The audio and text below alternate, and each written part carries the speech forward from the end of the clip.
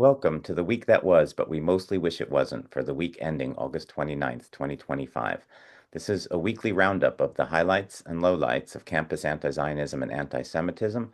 This week I had over 40 stories to choose from. If something is happening in your neck of the woods, please be sure to let me know.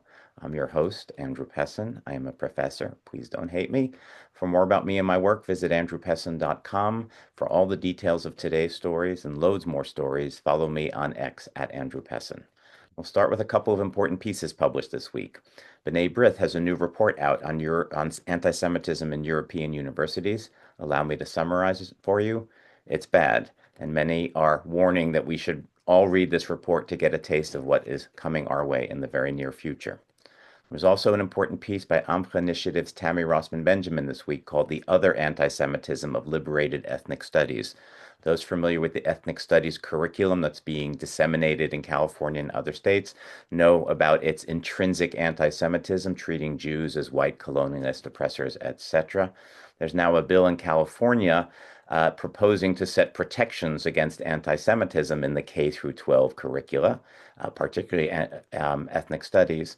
And the proponents of ethnic studies are coming out full force against this bill and exemplifying anti-Semitism in new ways, including calling proponents of the bill, the author of the bill, as a genocide denier and a champion of racism. And proponents of the bill are ultimately quote, a very rich, very wealthy, very well-connected segment of the Jewish community exerting their white privilege and white racism. In short, those who are fighting against anti-Semitism are deemed to be horrible racists. That's the other anti-Semitism of ethnic studies. Some of the stories this week. The Combat Anti-Semitism movement has a new app that allows people to very quickly report anti-Semitic incidents. Do check that out. Virginia Commonwealth University, the student newspaper there, has declared that Israel is committing genocide, and so it will change its style guide to now refer to it as a genocide. This is part of a much larger problem of student newspapers just adopting a 100% anti-Israel point of view. Bowdoin College we will be putting on a play about the October 7th massacre in September and have challenged the people putting on the play have challenged New York City mayoral candidate Mamdani to come see it. He's an alum of that university. We'll see what happens, that college. Jewish students are heading south, according to The Atlantic. An article this week documented the demographic shift of Jewish students away from the Ivies in the Northeast. There are now more Jewish students at Southern Methodist University, for example, than at Harvard. Ramaz, a very well-known Orthodox high school in New York City, typically sends a dozen students a year to Columbia. Last year, it said anti-Semitism has consequences. The New York governor has signed a bill requiring Title VI anti-discrimination coordinators on every New York State college campus. And the House Education Committee announced this week that it's probing 3 medical schools for failing to address repeated acts of anti-Semitism in their institutions. These include the University of California's programs in Los Angeles and San Francisco, and the University of Illinois College of Medicine. For just one example, at UCLA, there was a mandatory medical school seminar called Structural Racism and Health Equity, which featured anti-Semitic tropes describing Jews as oppressors and images of capitalists with long hooked noses. They're not even trying to hide it anymore. In the legal arena, the University of Missouri, the Council on American Islamic Relations, which is essentially a pro-Hamas lobby group in many respects, has filed a lawsuit against the school president for having denied SJP, Students for Justice in Palestine's, participation in their upcoming homecoming parade. Apparently, he based his decision not on the behavior of the students there, but on the behavior of SJP students at other universities, which does call to mind the very important case of Fordham University some years back, which prevented an SJP chapter from forming on the basis of SJP typical behavior at other universities. And that case was ultimately upheld. It went high up into appeals. New York University, a Jewish nurse at NYU's hospital, is suing the university over a series of financial sanctions and harassment she experienced following posts expressing solidarity with Israel after October 7th. In fact, she was a classmate of kidnapped soldier Omer Nutra, and she said that the posts were an expression of personal pain for her. Um, sh- uh, a month after supporting the post, she was summoned for a disciplinary meeting following an anonymous complaint.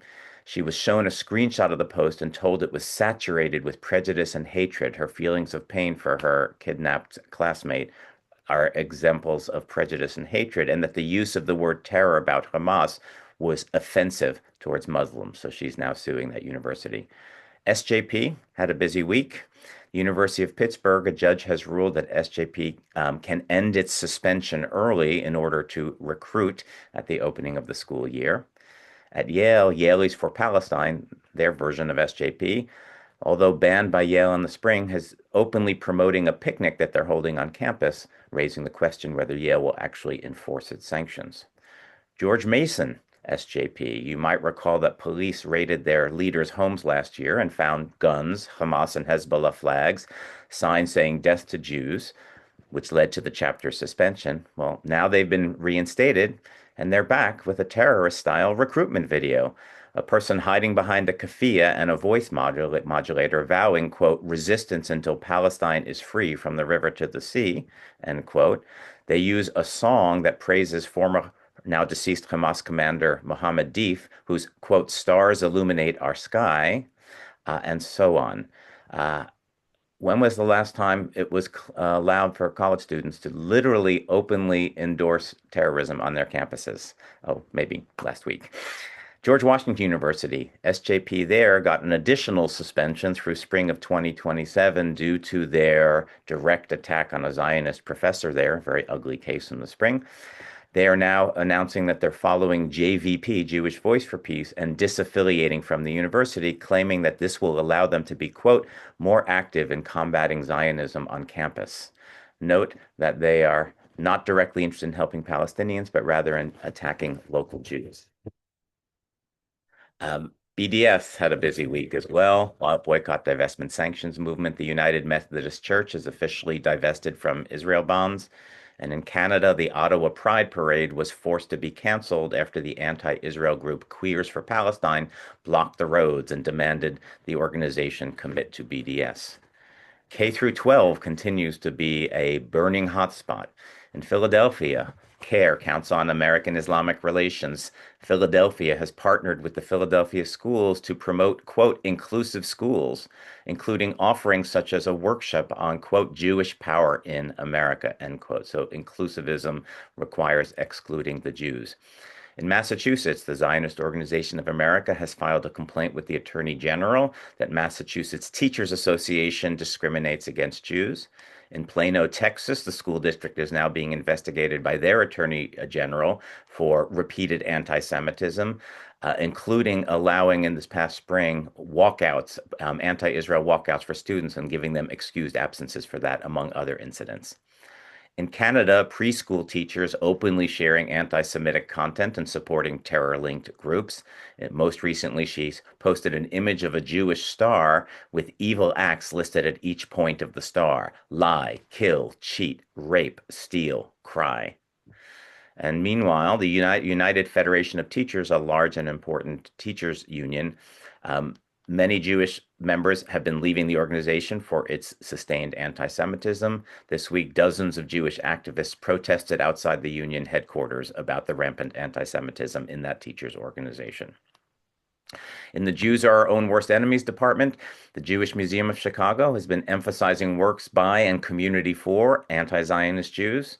And the University of Virginia Jewish Studies is hosting Israel-hating Peter Beinart to promote his new book, Being Jewish After Gaza. Again, this is a Jewish studies program. Plenty of naughty professors this week. McGill University, a political science professor, posts an open call for, quote, full economic and military support for Hamas and Hezbollah. The University of Illinois, Urbana-Champaign, a professor opened his engineering class with a 5-minute segment promoting sympathy for Gaza. Not that that had anything to do with engineering. UC Berkeley, renowned professor, maybe notorious or infamous professor Hatem Bazian, who is a co-founder of Students for Justice in Palestine a couple of decades ago, and as well as a chair of American Muslims for Palestine.